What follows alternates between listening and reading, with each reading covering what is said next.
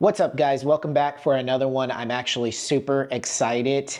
And also, I was debating on whether making this video or not because, well, I'm not sure how this lens is going to turn out, but I went ahead and I purchased a $120 lens off of Amazon. Yes, a $120 lens. Now, you might be asking why. I did want to dabble in moon photography for a little bit, and I felt like the zoom lenses are just outrageously expensive. And I wondered if there was like an entry-level lens that I could get into that's super cheap and make it happen, because let's face it, the pictures that I was taking of the moon with my 24-70 Sigma lens just wasn't cutting it. They were crisp photos, but the moon was just like a nickel in the screen. And then of course, as you blow it up, you lose the resolution and then the clarity of it and all that just goes away. All right, so right before we begin, I just wanted to let you guys know the general specs of this lens. It is a fixed lens.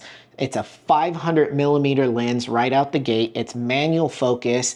You have the aperture f8, 11, 16, 22, and 32. So it's not really a low light performer at all. However, if you're taking pictures of the moon, you don't really need that. Also, if you're just photographing animals and stuff during the day, this lens will be perfect for you. Now, what's even better is that it goes up to 1,000mm. It has a 2x converter, making it go 1,000mm in focal range. So that is absolutely insane. Super stoked. $120. My expectations are not that high for it. Without further ado, let's go ahead and open it up. It's heavier than I expected. Oh, it's actually made of metal. You know, I'm actually shocked because it feels pretty decent quality. I don't know if you guys can pick that up, but that's all metal. You have a rotating mount ring right here that you can go ahead and make sure it is fixed to your tripod and wherever you want to mount it. Here's your focus ring right here, as well as your aperture ring here. You can open and close it. Not really sure what the open and close is about, but I'd imagine it makes it brighter or darker. And taking a look inside the lens here. All right, let's put this lens cap back on. Set this right here. All right, so this is the 2x converter right here. And this bad boy right here is what makes it go from 500mm to 1,000mm. Pretty sweet, pretty simple setup. It's something to note right here that this next one here, yep, this is a T-mount lens, okay? T-mount lens is a very old mount lens. So this ring that I'm holding in my hand right here is a T-mount to EOS mount lens. So it is an adapter to work on most Canon cameras, which is awesome. But do your research, okay? Because this only works for Canon.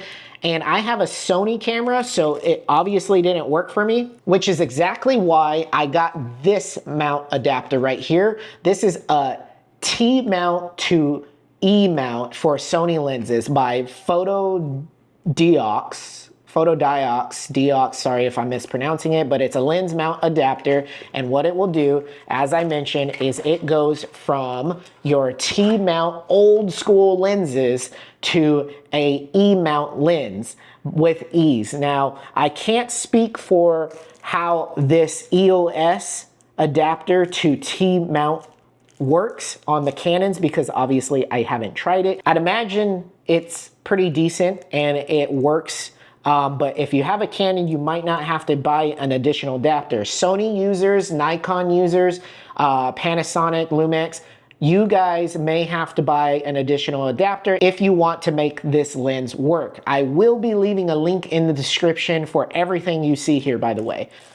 With that out of the way, let me go ahead and move this box. This adapter ring, you may be thinking, oh, it's $100 or something. No, it was actually $14 at the time of this video. Super cool, cost-effective way. The lens is $120 at the time of this video, of course, which again, like I mentioned, I'll leave all the links in the description below it if you guys want to check it out yourself. But I am super stoked to try this lens out. Screws on just fine. And of course, I can't try it right now because I am currently filming with my Sony camera.